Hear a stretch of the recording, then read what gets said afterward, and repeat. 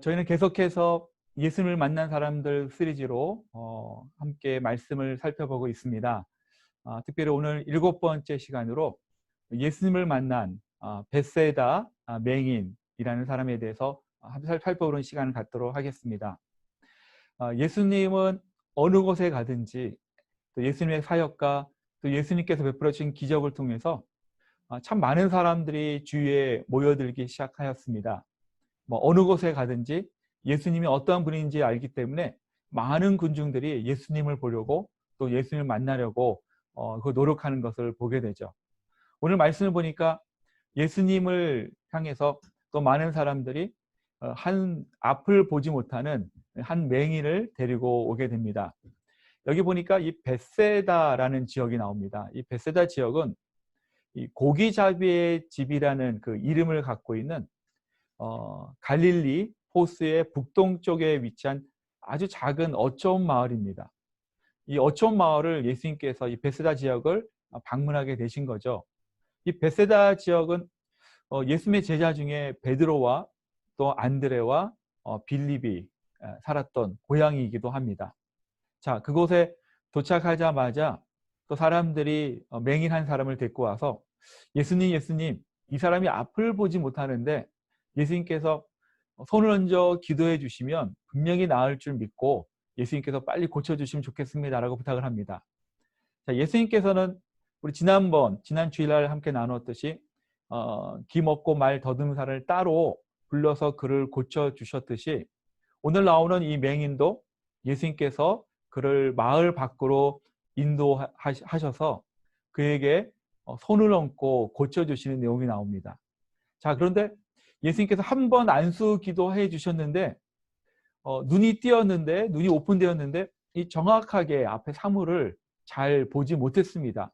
그래서 예수님께서 안수 기도를 한 번 더 하시죠. 두 번의 안수 기도를 통해서 이 맹인이 앞을 보지 못했던 이 맹인의 눈이 활짝 열려 모든 것을 보게 되는 내용이 오늘 함께 살펴볼 내용의 말씀입니다.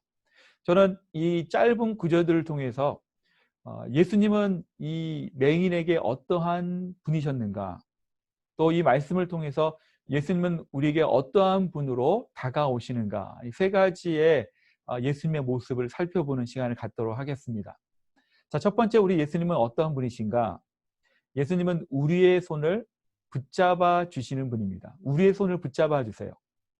23절 말씀 보니까 예수께서 맹인의 손을 붙잡으시고 마을 밖으로 데리고 나가사.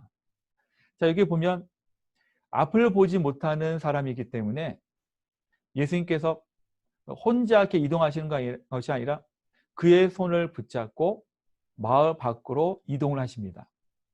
좀 더 아시겠지만 예수님 당시에 이 마을 안과 밖의 그 길들을 보면 오늘날 같이 아스팔트 같이 이렇게 평평한 길도 아니고 또 땅이 이렇게 골고루 잘 이렇게 다듬어진 땅도 아니었을 것입니다.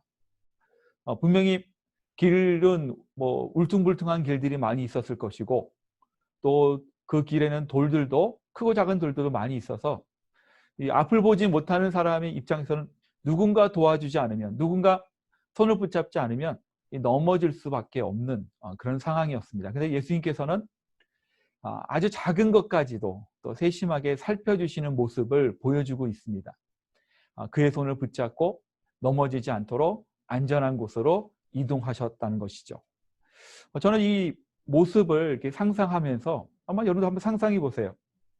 예수님께서 앞을 보지 못하는 사람의 손을 붙잡고 또 그를 붙잡으면서 그와 동시에 그와 1대1로 만날 수 있는 또 대화 나누기를 원하는 그 장소로 인도하시는 그 모습을 보면서 예수님의 그런 아주 작은 것까지 살펴주시는 그 주님의 모습, 또 아주 친절하게 한 영혼을 대하는 그 예수님의 모습을 보게 된다는 것이죠. 저는 이 모습을 보면서 예수님의 아주 섬세하면서 또 세심한 또한 배려와 이 섬김의 모습을 볼 수 있게 됩니다. 저는 이 모습이 이 맹인에게 주어진 또 맹인이 경험하는 모습뿐만 아니라 우리가 이 땅에서 신앙인으로 또 이민자로 매일매일 살아감 속에 주님의 세심한 배려와 또 섬세한 이 섬김을 우리는 경험하게 됩니다. 우리는 때로는 느끼지 못할 때가 있지만 그 맹인의 손을 붙잡으시는 주님의 손이 우리의 삶을 매일매일 붙잡고 또 매 순간순간마다 놓지 아니하시고 붙잡아 주시는 은혜가 있다는 것입니다. 여러분 생각해 보시기 바랍니다. 여러분들 이 자리에 나와 있어요. 비록 온라인을 통해서 함께 예배 드리고 있는 이 자체가 주님께서 여러분들의 영적인 손을 붙잡아 주셔서 다른 데 가지 않고 또 다른 것을 보지 않고 함께 주 앞에 믿음으로 예배를 드리고 있는 것 자체가 주님께서 여러분들의 손을 붙잡고 계시다는 겁니다. 지금 코로나 바이러스로 인해서 참 우리는 어렵고 힘들고 불편한 그런 삶을 살고 있음에도 불구하고 하루하루 우리에게 생명을 주시고 또 우리에게 일용할 양식을 베풀어 주시고 또 우리가 하나님 앞에 기도할 수 있는 그 이 신앙의 여정을 누가 이끌고 가시냐면 우리 스스로 이끌고 가는 것이 아니라 예수님께서 우리의 손을 붙잡고 인도하신다는 거예요. 때로는 우리의 부족하고 연약하기 때문에 신앙의 여정 가운데 넘어지기도 합니다. 무릎이 깨지기도 합니다. 다치기도 합니다. 그러나 그럴 때마다 우리의 손을 붙잡고 있는 그 주님의 그 손길을 통해서 우리를 다시 한번 일으켜 세워 주세요. 그리고 우리를 보호해 주십니다. 그리고 다친 곳을 어루만져 주십니다. 주님은 아주 작은 것까지도 우리에게 관심 가져주시고 또 우리를 이끌어 가시고 인도하시는 주님인 것을 믿으시길 바랍니다. 주님은 아주 작은 것, 우리가 생각하지 못한 것까지도 살펴주시고 보살펴 주시는 주님이라는 것이죠. 근데 우리의 삶을 이렇게 살펴보면 우리는 어떤가요? 우리가 주 앞에 나아갈 때 그런 모습들을 보면 우리에게 버거운 일들, 우리가 감당할 수 없는 일들에 한해서 우리가 주님을 찾을 때가 많다는 것이죠. 우리가 작은 일은 이 내 힘으로, 내 경험으로, 내 능력으로 할 수 있다라는 생각에 아주 작은 것까지는 아주 조그만 것까지는 주 앞에 의지하지 않고 고백하지 않는 그런 경우가 너무나 많다는 것입니다. 제가 1989년도인가요? 1989년도에 12월 달이었습니다. 이 미국의 젊은 청년들, 대학 청년들이 모이는 모임에 참석한 적이 있었는데 저희들 이렇게 섬겼던 전제 남미 브라질에 있었기 때문에 브라질과 아르헨티나에 있는 형제자매들 한 30명 정도가 이곳에 와서 함께 이제 집회도 하고 또 이 수양회도 이렇게 진행하면서 많은 은혜를 또 경험했던 시간들이었었는데 저희들 이렇게 라이드하고 픽업하는 분들이 동일한 모습들이 있었어요. 그게 뭐냐면 항상 운전하기 전에 기도를 하시더라고요. 처음에는 좀 되게 낯설었습니다. 운전하고 시동을 걸고 출발하기 전에 기도하시는 모습을 보면서 그렇게까지 해야 되나라는 생각도 들 정도로 되게 낯설었는데 생각해 보니까 그분들의 모습이 형식이 아니라 누군가 태우고 또 우리 어디론가에 또 목적지를 가지고 가야 되는 작은 부분들까지도 하나님께서 운전대를 붙잡아 주시고 또 안전 운행할 수 있도록 기도하는 모습들이 처음엔 낯설었지만 저한테는 좀 많은 그런 영적인 도전이 되는 시간이었습니다. 저는 이 부분들 아주 작은 거잖아요. 운전할 때 나는 운전 경력 10년이야, 20년이야, 30년 동안 한 번도 사고 난 적이 없어 라고 생각할 수 있지만 그럼에도 불구하고 내가 잘 알고 또 내가 잘 할 수 있는 것까지도 주님 앞에 고백하며 또 주 앞에 의지하는 것 자체가 너무나 중요하다는 것을 우리는 분명히 기억하며 작은 것까지도 주 앞에 맡기는 우리 귀한 성도님들 되시기를 예수 그리스도의 이름으로 축원합니다. 두 번째, 우리 주님은 어떠한 분이신가? 예수님은 은혜의 자리로 인도하시는 분입니다. 은혜의 자리로 인도하시는 분. 맹인의 손을 붙잡고 예수님께서는 많은 사람들로부터 떠나서 맹인과 1대1의 교제를 가질 수 있는 자리로 이동을 하십니다. 제가 한번 말씀을 이렇게 연구하면서 생각해 봤습니다. 묵상해 봤습니다. 이 맹인에게는 이 자리가 어떤 자리일까? 한적한 곳, 예수님과 1대1에 만나는 그 만남의 장소가 어떤 자리일까? 어떻게 보면 뭐 평범하게 또 생각할 수 있겠지만 이 맹인에게는 특별한 영적인 의미가 있는 자리가 아닐까 하는 생각이 듭니다. 무엇보다도 첫 번째로 예수님을 개인적으로 만나는 장소죠. 예수님과 가장 가까이에서 영적인 교제를 할 수 있는 장소였습니다. 두 번째는 예수님을 통해서 주시는 은혜를 경험하는 자리예요. 어떤 은혜일까요? 앞을 보지 못하는 자신이 가지고 있는 장애, 앞을 보지 못하는 그 맹인의 그 장애를 고쳐주시고 회복시켜 주시는 그런 기적을 경험하는 장소가 되었다는 것이죠. 무엇보다도 저는 이 맹인의 모습을 보면서 우리 시편 말씀이 떠올랐습니다. 푸른 초장으로 또 쉴만한 물가로 인도해 주신, 또 그 푸른 초장이 되고 또 쉴만한 물가가 되는 곳에 있는 이 예수님과 이 맹인의 모습을 상상해 보았습니다. 왜냐하면 예수님과 함께하는 맹인의 마음속엔 어쩌면 믿음 가운데 평강이 있었을 것이고 또 고쳐주신다는 그 확신 속에 뭔가 기대하는 마음을 가지고 있었을 거예요. 많은 사람들이 모인 곳이 아니라 예수님과 정말 영적인 친밀한 교제를 가질 수 있는 그런 장소에 그가 나와 있었다는 것입니다. 저는 이 말씀을 묵상하면서 우리들에게도 이러한 장소가 있습니다. 우리에게도 이런 자리가 있다는 거예요. 예수님을 만나는 자리, 예수님의 은혜를 경험하는 자리, 그곳이 어딜까요? 지금 이 시간 예배 자리이기도 하고요. 또한 여러분들이 이 땅에서 일상생활하면서 예수 그리스도에 대한 그 믿음의 고백이 있는 그 자리, 차 안이 될 수도 있고 또 여러분들이 일하고 있는 직장, 사무실과 또한 비즈니스를 운영하는 그 비즈니스의 자리가 될 수 있고 또 사람들과의 만남의 장소가 될 수도 있습니다. 여러분들 마음속에 예수 그리스도를 향한 그 믿음의 고백이 있는 그 자리가 이 맹인이 주님을 만난 자리와 동일하다는 것입니다. 그 자리는 우리에게 가장 안전하고 또 하나님의 은혜가 충만하게 임하는 자리라는 거예요. 저는 생각해 봅니다. 우리가 이 땅에 살아가면서 때로는 우리가 우리 눈에 보이는 가장 안전한 곳이 있기도 하고 또 눈에 봤을 때 가장 안전하지 못한 장소가 있기도 합니다. 지금 우리가 이 코로나 바이러스로 인해서 뭐 야외 밖에 활동도 잘 못하는 상황 가운데 있고 또 조심해야 될 그런 환경에 우리가 살고 있으면서 우리가 생각합니다. 가장 안전한 곳은 어딜까? 가장 우리에게 보호해 줄 수 있는 장소는 어딜까? 근데 사실 우리가 미국에 살면서 이런 일을 처음 경험하는 거잖아요. 이러한 일들이 일어날 거라고 누구도 기대하지 또 생각하지 못했을 것입니다. 그러면서 우리가 한 가지 깨달을 수 있는 것은 세상에서 가장 안전한 것은 주님과 함께하는 것이 가장 안전한 곳이에요. 주님과 함께하는 곳이 가장 은혜로운 곳이에요. 주님과 함께하는 곳이 그곳이 가장 복된 장소라는 것입니다.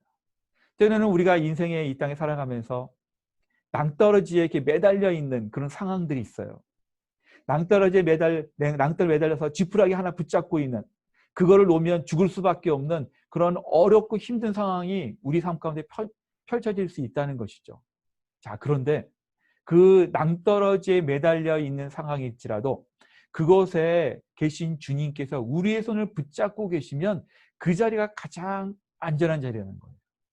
그것이 가장 하나님의 보호하심이 충만한 자리라고 우리는 믿게 된다는 것입니다.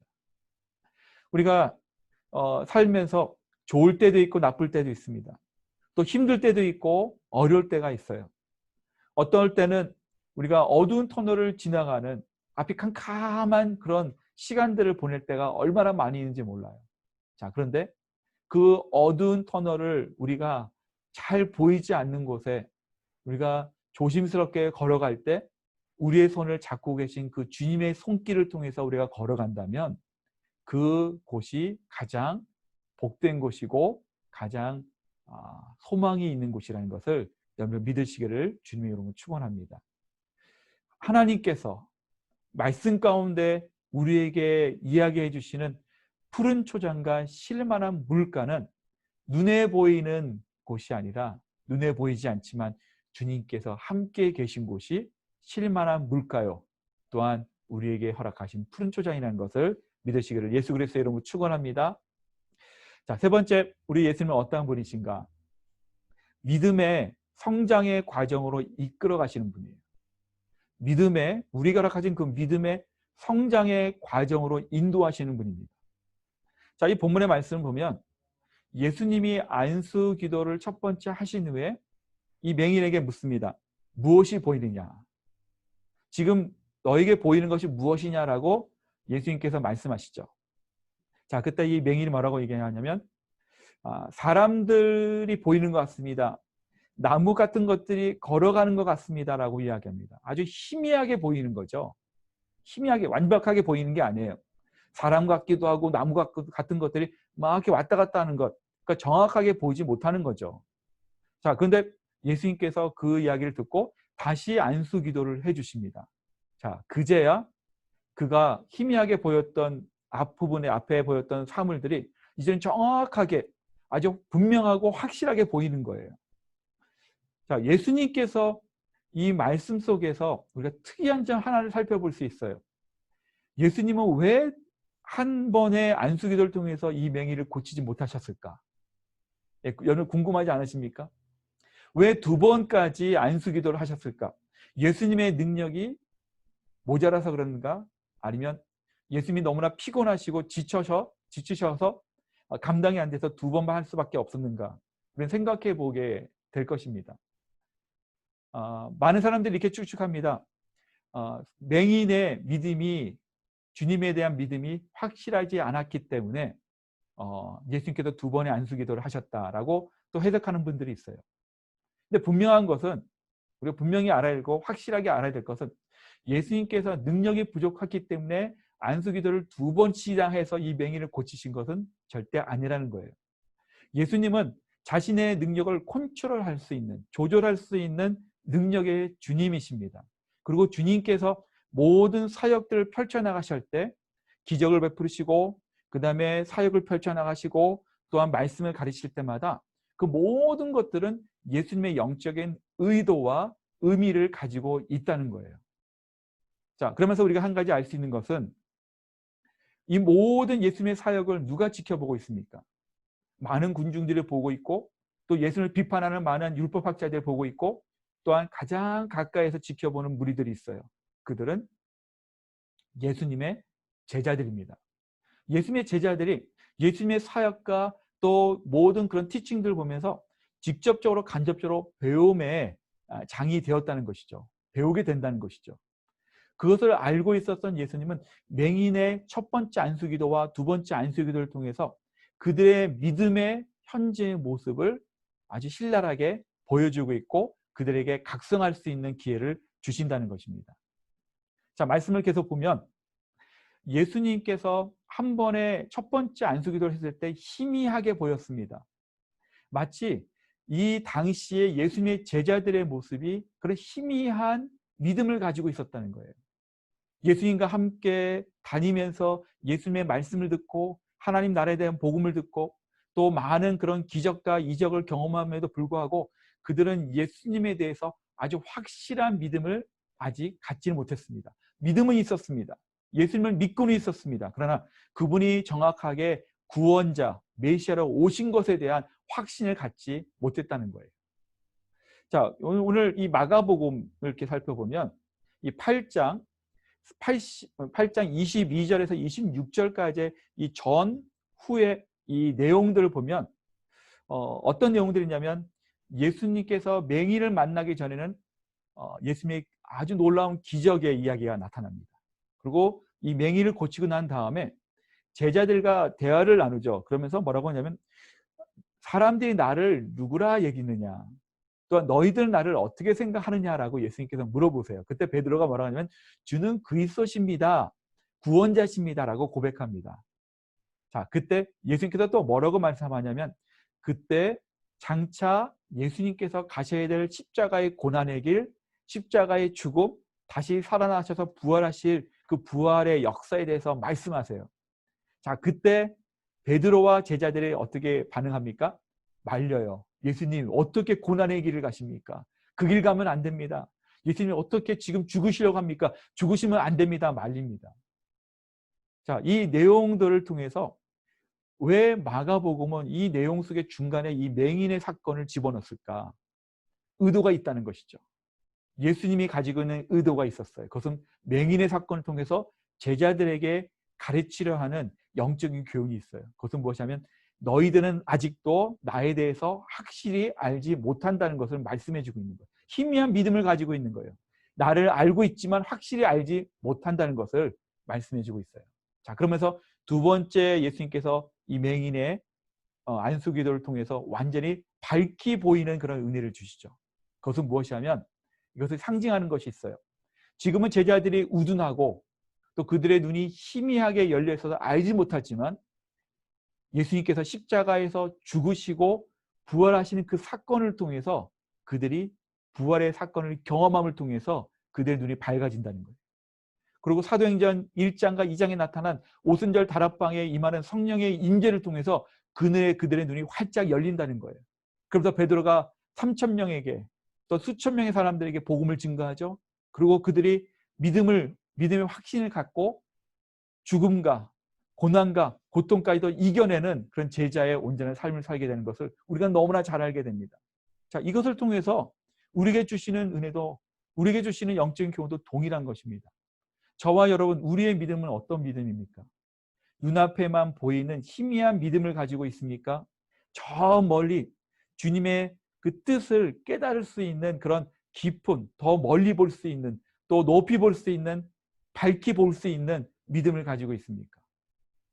저는 이 말씀을 이렇게 연구하고 또 묵상하면서 저에게 깨닫는, 또 제가 또 주 앞에 회개하는 그런 시간들을 가지게 되었습니다. 그것은 무엇이냐면 저에게도 희미한 믿음이 있었더라고요. 그것은 무엇이냐면 바로 눈앞에 보이는 것,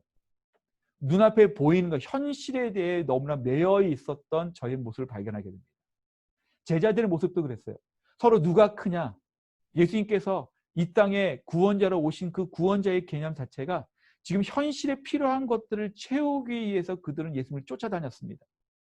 마찬가지로 저의 삶, 또 우리의 삶을 살펴보면, 믿음 생활을 보면 현실에 필요한 것에 너무나 매여 있어요. 근데 우리 주님께서 원하시는 믿음의 성장과 성숙은 현실에 역사하시는 주님을 작은 것부터 믿고 고백하며 헌신할 뿐만 아니라 더 멀리, 더 높이 보면서 장차 임할 하나님의 나라, 또 미래에 대한 예수님의 사역과 예수님의 임재에 대한 믿음을 갖기를 원하시는 거예요. 이것이 밝히 볼 수 있는 믿음의 성장과 성숙을 가리키고 있다는 것입니다. 사랑하는 여러분, 우리의 현실이 그렇게 쉽지 않아요. 함께 기도 제목을 나눌 때마다 느끼는 건 뭐냐면 이 땅에 남의 나라에서 뭐 10년, 20년, 30년, 40년 이번 여기서 태어났을지라도 이 미국 땅에서 사는 것이 결코 쉽지 않습니다. 그렇기 때문에 우리는 눈에 보이는 현실의 어려움 가운데 그것을 헤쳐나가기 위해서 믿음 가운데 도전을 갖고 주 앞에 기도하고 간구합니다. 필요합니다. 맞습니다. 그러나 또 한 가지 우리가 가져야 될 믿음의 자세, 또 다른 것은 무엇이냐면 더 밝히, 더 멀리, 더 높게, 더 깊이 있는 믿음을 가지고 이 땅에서의 삶이 마지막이 아니라 장차 우리에게 임할 또 다른 하나님 나라에서의 시작된 그 시작점을 기대하면서 우리는 멀리 또한 미래적인 신앙도 가져야 된다는 것이죠. 만약에 저와 여러분들의 삶이 이 땅에서 끝나는 삶으로 완전히 끝나버린다고 생각하면 우리는 너무나 허무한 또한 소망 없는 인생을 산다라고 얘기할 수밖에 없을 것입니다. 또한 우리가 이 땅에 살아가는 힘과 소망이 없을 거예요. 그러나 우리에게는 지금 이 현실의 삶 가운데 역사하시는 주님이 우리의 인생의 손을 붙잡고 있다는 그 확신 가운데 앞으로도 계속해서 또한 우리에게 이 땅에 임할 하나님의 나라에 대한 소망에 대한 믿음까지도 우리가 가져야 될 믿음이라는 것입니다. 주님께서는 말씀을 통해서 이 믿음이 계속해서 성장하여 나가기를 원하세요. 그리고 이 깊이 있는 부분까지도 깨닫고 또한 이것을 가지고 소망 가운데 승리하기를 원하세요. 이것이 우리가 얘기하는 성화의 과정이죠. 이것이 예수 그리스도의 온전한 제자로 살아가는 데 중요한 어떤 영적인 뼈대의 역할을 한다라고 말할 수 있을 것입니다. 사랑하는 여러분, 장차 임할, 미래에 임할 주님의 은혜를 기대하시기 바랍니다. 그리고 현실의 삶 가운데 우리의 손을 지금도 잡아주시고 작은 것까지 세심하게 살펴주시고 보살펴주시는 그 주님의 은혜를 날마다 경험하시기를 예수 그리스도의 이름으로 축원합니다. 그러기 위해서는 우리는 항상 순종하는 삶을 살아야 돼요. 주어진 말씀에 대해서 순종하는 삶을 살아야 된다는 것입니다. 제가 지난 한 20년 정도의 사역을 이렇게 뒤돌아볼 때마다 저에게 가장 인상 깊었고 또 지금도 이렇게 생각나는 그 몇 분의 그 성도님들이 계십니다. 그 중에 한 성도님을 소개하기를 원합니다. 여자 성도님이신데 제가 한 15년 전에 섬겼던 분이에요. 이분은 고아로 자랐습니다. 고아원에서 자라서 많이 배우지 못했습니다. 그리고 일찍부터 어느 가정의 가사 도우미, 당시에 가정부죠. 가사 도우미의 일을 통해서 간간히 사셨던 분입니다. 근데 이제 한국에 파병된 이 미국 군인과 만나게 되셔서 결혼과 동시에 미국으로 이렇게 이민을 오게 되셨어요. 그러면서 이제 두 자녀를 두게 되었습니다. 이분이 이렇게 고아로 자랐고 또 어렵고 힘든 일을 하다 보니까 이 마음속에 상처와 승부리가 참 많이 있었던 분입니다. 결혼해서 미국에 오고 또 미국에서 두 자녀를 갖는 동안 부부싸움이 참 많았습니다. 먼저 한국말과 영어, 이 소통이 잘 안 되잖아요. 소통에 어려움이 있었고 또 이분 자체가 마음에 상처가 많았기 때문에 참 이렇게 잦은 그런 부부싸움이 많았습니다. 그리고 자녀들과의 소통이 잘 안 돼서 서로 그런 뭐랄까요, 벽들이 너무나 많았어요. 자, 그런데 이분에게 또 다른 어려움이 생겼습니다. 그것은 남편이 외도를 하게 된 겁니다. 다른 여자를 만나는 것을 알게 됐습니다. 그리고 심지어는 이 여자 성도님이 이 성도님이 집에서 쫓겨나는 일까지 당했습니다. 자녀들도 엄마의 입장을 이해 못합니다. 남편은 외도를 하게 됩니다. 꿈꾸던 가정이 산산조각이 나서 이제는 처음 고아로 자랐던 그 모습으로 외톨이가 되어버렸습니다. 일을 찾았습니다. 간호사 보조로 일을 하게 됐습니다. 작은 월급으로 혼자 외롭게 살게 되었습니다. 그러면서 예수님을 만나게 되었고 또 교회를 다니기 시작합니다.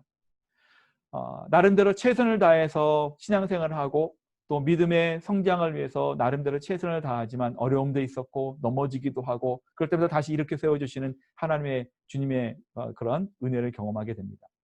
그러면서 열심히 살려고 또 최선을 다해서 주님을 믿고 고백하려고 하는데 어느 날 몸이 안 좋아서 병원에 갔더니 암이라는 진단을 받게 되었습니다. 수술 날짜를 받고 또 수술을 받게 되고 또 키모를 받게 되면서 사실 그분을 직접적으로 옆에서 도울 수 있는 손길은 아무 손길도 아무도 그 성도님을 도울 수 있는 손길은 전혀 없었습니다. 제가 병원 한번 신방을 갔는데요. 혼자 딱 누워 계시더라고요. 주위에 아무도 없어요. 아무도. 제 마음이 너무나 안타까웠고 제 마음도 너무나 힘들었고 어려웠습니다. 수술 받을 때 혼자 갔어요. 끝나고 나서 혼자 나왔습니다. 자, 몇 번 그분 또 섬기는 분들과 몇 번 신방을 했는데 아무도 없었습니다. 혼자 병원 근처에 방을 하나 또 얻어서 자취를 하면서 키모를 받으셨습니다. 그 몇 번의 이제 신방을 통해서 이제 그분이 어느 날 저에게 그런 말씀을 하시더라고요. 자신을 버린 부모가 미웠고 또 다른 여자를 만나는 남편이 미웠고 또 자기를 이해하지 못하는 두 자녀가 원망스러웠는데 하나님께서 성경을 읽을 때마다 주시는 말씀이 있었어요. 그 말씀이 뭐냐면 네가 미워하고 네가 원망하는 사람들에 대해서 사랑하라. 그리고 용서하라. 처음에 이 말씀이 마음에 와닿았을 때 이건 나에게 주어진 말씀이 아니야. 내가 어떻게 그 사람들을 용서하고 사랑할 수 있을까? 거부했다는 거예요. 근데 말씀을 읽을 때마다 계속해서 자기의 마음에 터치가 되는 그런 용서에 대한 마음, 사랑에 대한 마음들이, 말씀들이 계속해서 자기의 마음속에 거룩한 부담으로 계속 터치하고 있었다는 겁니다. 그러면서 어느 순간에 용서해야 된다는 마음을 가지게 되었다는 거예요. 처음에는 힘들었어요. 정말 용서가 가능할까? 근데 하나님께서 기도를 시키시는 거예요. 기도를 합니다. 또한 용서하기 시작합니다. 한 번에 되지 않습니다. 그러나 시간이 지나면서 용서로 되는 거예요. 그리고 그 용서가 기도로 이어집니다. 그리고 기도를 통해서 축복을 하게 되었다는 것입니다. 그러면서 이분의 고백이 뭐냐면, 어떻게 하면 남편이, 두 자녀가 예수님을 믿게 될까? 기도 부탁을 하는 거예요. 저한테. 기도해달라는 거예요. 그리고 어떻게 하면 그들에게 하나님의 사랑을 증거할 수 있을까? 저는 그분의 이 고백을 보면서 어떻게 보면 이분의 삶은요, 세상의 관점을 보면 너무나 불쌍하고 안타까운 인생입니다. 정말 불쌍한 인생이에요. 어떻게 한평생 저렇게 살 수 있을까? 그런데 저는 한편으로는 하나님의 관점으로, 성경적인 관점으로는 그분의 삶은 가장 가치 있는 삶을 살았다라고 저는 고백할 수 있습니다. 왜냐하면 그분의 인생 가운데 예수님께서 계시기 때문에, 그분의 인생 가운데 예수 그리스도에 대한 믿음이 확실하기 때문에, 또한 그분의 인생 가운데 믿음을 통해서 주신 말씀에 대한 순종할 수 있는, 순종으로 이어지는 믿음을 갖고 있는 분이기 때문에, 그분은 그 어떤 인생보다도 가장 가치 있는 인생을 사셨다라고 저는 확실하게 말씀드릴 수 있을 것 같아요. 얼마 후에 그분은 암이 온몸에 전이가 되어서 하나님의 품으로 가셨습니다. 그분과 몇 번의 그런 만남을 통해서 그분은 두 가지의 믿음을 가지고 있었어요.